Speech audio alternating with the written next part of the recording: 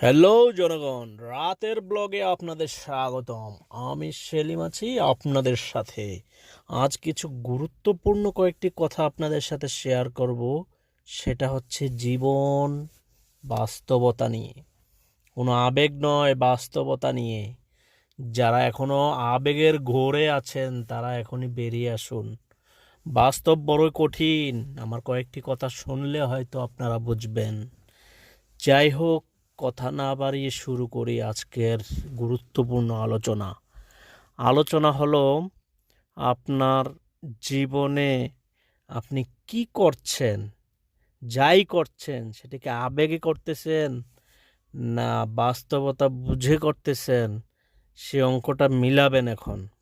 ঠিক আছে, এখন সে অঙ্কটা মিলাবেন। অঙ্কটা হলো আপনি যে পরিবারের জন্য যত কিছু করতে